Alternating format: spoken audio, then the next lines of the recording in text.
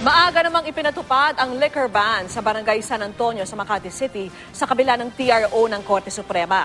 Mula sa Makati, nakatutok live si Claire Delfin. Claire! Vicky, dito sa Barangay San Antonio sa Makati, kahit may temporary restraining order o TRO ang Korte Suprema sa expanded liquor ban, ay pinili pa rin ng mga opisyal ng barangay rito na sundin ang naunang COMELEC resolution na kanilang natanggap na nagsasaad ang 5 araw na liquor ban. Isa lang ang resto bar na ito sa Barangay San Antonio sa mahigpit na sumusunod sa utos ng barangay. Mula pa nitong Huwebes, hindi na sila nagsiserve ng anumang alcoholic beverage.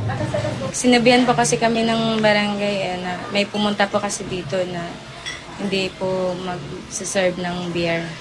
Start nung 9, di ba?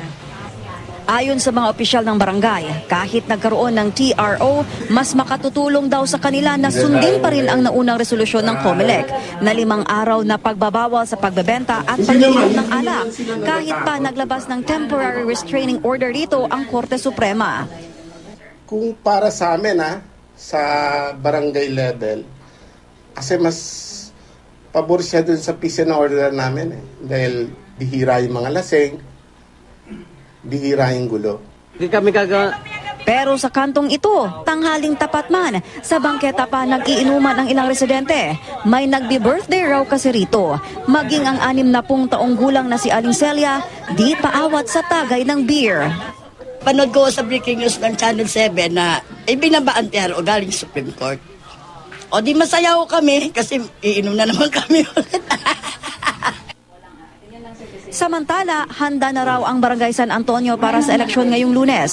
Walang pangid daw ang kanilang pagtulong sa mga eskwelahang magsisilbing polling precinct sa Lunes. Sa katabi nitong San Antonio Village Elementary School, nakapaskil na sa labas ang ilang mahahalagang paalala para sa mga botante. 2,000 botante ang inaasang dadagsa rito sa Lunes para bumoto. Sa loob naman nito, mahigpit ng ginagwardyahan ang silid kung saan nakatago ang mga PCOS machine na gagamitin sa Lunes. Okay naman, minute ko na rin yung mga BIs yesterday para nga sabihin yung mga last minute instruction. So far naman ready naman yung mga rooms.